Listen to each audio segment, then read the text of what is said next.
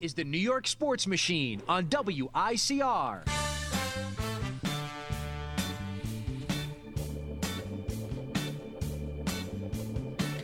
And we are back here at AB Conversation. We're glad you're still with us. Anthony, cut the beat. Cut the beat. Cut the beat. You don't like drop the beat. Drop the beat. Bam, bam, bam. Oh, nah. I like to drop the beat. Oh, that's something else. I was talking about shutting that off because it's time to talk about some baseball. I like to drop the beat though too. Oh, okay. And then start, pumping my fist up in fist the air. Pumper. I enjoy fist pumping. Yes, I didn't know that. You see, that's something you didn't know about me. I enjoy the music, whether it's house music, whatever you want to call it, techno music, dance music, and I enjoy pumping my fists in the air to that type of music. Interesting, right? Say the least, that was very interesting. Okay. Yeah, a little baseball before Ben has to go off to class. So, the Yankees, right? Junkies. The Junkies, they lost again to the Baltimore Orioles. Oh, my, wow. Wait, I know what happened in this game, though. Didn't Mr. Rodriguez get a little bit closer to the Say Hey Kid? He did. He hit a home did he hit a home run? Yeah. He did hit. He blasted. Bang. Bang. Back, back, back, back, back. Did he hit a home run? No, Ben. Oh. No. He launched a home run. Get him out of here, Camden Because Yards. Alex Rodriguez got into one. And when I mean get into one, sweet spot of the bat. he got grooved the fastball. Give me that. A-Rod sat back, waited for it to get in enough on him, and then he turned on it. Give me that. Blast off. Bang. Anyway, A-Rod is closer to a little bit more money once he gets past the Say Hey Kid, as Benzino just said. And the Yankees lose 7-5. Now, Evaldi steps onto the rubber again for New York. Who? Evaldi. Evaldi. That's his first name? No. His name is... Evaldi? No, his name is Nathan Evaldi. Oh, my. What was the guy last year with his name? It was crazy. I'm like, who the hell is this guy? Who is that? The third baseman last year at the beginning of the year. Oh, I remember that. Jan Hervis Solarte. Oh, yeah. You couldn't even say Jan Hervis. Jan Hervis Solarte. Oh, we're going to have Jan Hervis to play. Pick a pitcher today. Yeah, we got that guy. I can't even believe he's gone. He's on the Padres now. Jan Hervis Solarte. So, anyway, Nathan Evaldi comes over from the Marlins, and I like the kid's stuff. Okay, he's got a good curveball, got a live arm, can really throw. The only issue with him so far is he can't go deep into games. Okay, so is he a 5-inning guy? Yeah. Okay. 2 runs on 8 hits in 5 innings yesterday. Now, his first outing this year, I don't know if it was, I believe it was his first, or the last one before this one, same deal. Not terrible, but he can't go deep into games. And his pitch count was already up at over 100 by the time the 5th inning was into action. So he admits, he says, I got to do a better job of getting deeper into games. And because at this point, the Yankees bullpen can't handle the load because they turn it over to the pen, and then you have Justin Wilson and David Carpenter come into this game, and they implode for 5 runs. So the Yankees pen blows it. The Evaldi left the game with a 1-run lead. Evaldi. And the Yankees pen blows it. 5 runs between them. The bomb right away was a Jonathan Scope home run. Then Delman Young followed up with an RBI single. Delman Young. And then it was Chris Davis with a 2-run double to cap off that 5-run threat.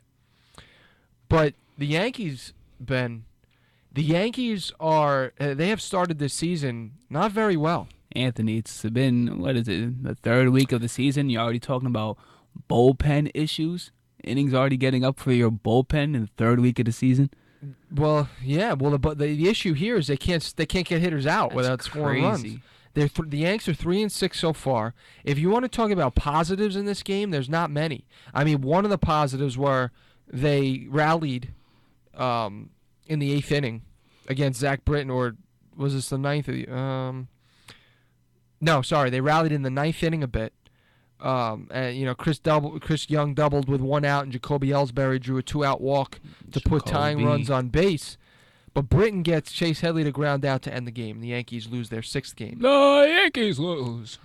So it's just a little frustrating right now, and I think that I was listening to the radio coming here, and Mike Francesa was talking about how the Yankees, there's not much upside right now with this team. And what's happening is they're sort of forced to play these big-name players like Mark Teixeira, like Jacoby Ellsbury, like Brian McCann, like Masahiro Tanaka, like CC Sabathia. Carlos Beltran. Like Carlos Beltran. Because they're all on big money contracts. But the fact is, they do it because they have an obligation to get people to the ballpark. Yes. And people are not going to Yankee Stadium unless they're seeing these stars play. And the fact that they got them there last year was the fact that Derek Jeter was making his farewell tour. People want to see the GOAT. Yeah, but I know it's very young in the season, and it's bad to even say that. Well, I was going to say it's bad for me to analyze this harshly because the Yankees could turn it around, for all I know, of course, by next week. Hopefully. But so far, it's very, very, very tempting to take this and tear it all up. You can't do that yet, Anthony. You still have to be optimistic. It's April. It's April 16th. Oh, we have a shout out at the end of the show. But it's April 16th, and the Yankees are 3-6. You should not be worried. They can climb up by the division by mid-May. For all you know, they could be leading the division by May. But here's the problem, Ben. The problem is, by tearing it all up, I mean it's forfeit all of these big contracts and really consider building from the ground up again. Because the thing is I know the ground is dry right now, and there are not many studs in the minor leagues that are really prompting this team to do that and tear it all up and start from the ground again. But moving in this direction, I think that they've exercised it, and it's done. I feel like moving in the direction of buying players and building up a team based on big-name free agents. Not the way to go. I think based on the past couple of years and the way this year is going so far, I think they've pushed that as far as it can go, and I think it's done. It's not working anymore. So I think the only way to go is go back to the late 90s. Go back to the core four. Come up and try and develop another core four. And they're leery. I know people are leery to do this because they realize, yeah, but then you're going to forfeit years of success. You're going to be terrible probably for a couple of years because you're going to hit and miss on so many young players. You're not going to get anybody at the ballpark anymore. What I have to say about this, Anthony, you listen closely. I am. You need soil to start a farm. Here we go. I was waiting for you to make an analogy. I got you. I got you. No, I got you. So you need soil to start a farm. So what does that mean? Does that mean, are you saying then stick with this plan right now of trying to win in the now? Because it's not working anymore, and they're not even able to win in the now anymore. They did this in the past, and they neglected to really build up from the farm system because they figured they could win now with big names. But now they're in the now, and the big names aren't getting it done. They're mediocre. They're winning 80 to 85 wins a year, and the farm system is dry, and they're not giving it a chance really because they've got all these big name money guys on contract. So it's a what is that called? A petting farm? They call that now? Yeah. You just, look, it's Teixeira. Let's see what he's going to do. Is he going to come out and wave? Like when you go to the Bronx Zoo and the polar bears don't come out. Yeah. So that's when Mark Teixeira is at first base and at the plate. Serious. My solution would be work in some ground-up techniques this year. But if it doesn't work this year with all these big guys, the easy way would be, say, get rid of them all, but there's a big fat no to that because you can't get rid of them all. Contracts. They're on contracts. So I really think this team needs to seriously start building from the ground up again. And I know Ben has to go now. I'll make one more comment on the Mets, and then we'll be wrapped up for a very successful program of AB Conversation today. Likewise. The Mets right now, I'll tell you one thing. I was at Citi Field a couple nights ago. Oh, you were? I was there to watch Matt Harvey toe the rubber for his first game this year at Citi Field. And I'll tell you one thing, ladies and gentlemen, that crowd, that stadium, this Mets pulse is beating. It's beating. Get the HPM up. They're on the brink of success. Ooh. And this fan base has life in it for the first time in a very long time. They see Jacob deGrom going out there and dealing. They see Matt Harvey going out there and getting the job done. And there are good things to come, because I'll tell you one thing. With another win yesterday against the Phils, dropping them 6-1, John Neese had another solid start, so the pitching is holding strong for the Phillies. And they're scoring runs without David Wright. And that's the key thing for the Mets. If you're a Mets fan, face of the franchise, face of baseball, David Wright, but he's not there and other guys are contributing, that's an excellent sign of seeing this early in the season. You said it. That's it. Travis d'Arnaud is turning it around offensively. You could see this is his year to bud.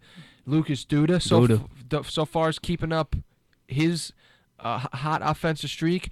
Curtis Granderson's hitting. I mean, up and down, this team is putting together a good start to their year.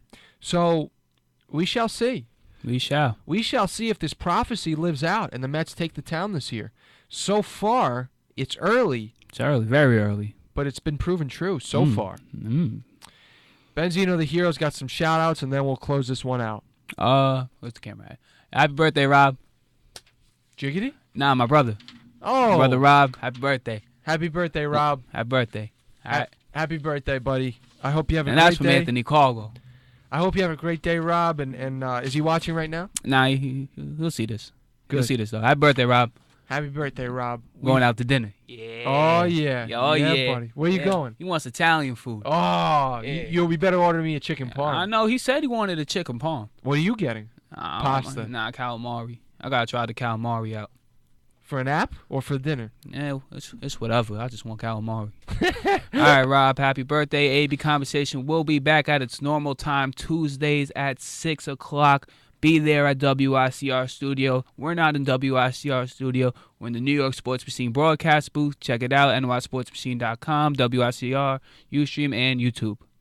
So we out of here. Let me press stop record. We out of here. Rigger. What he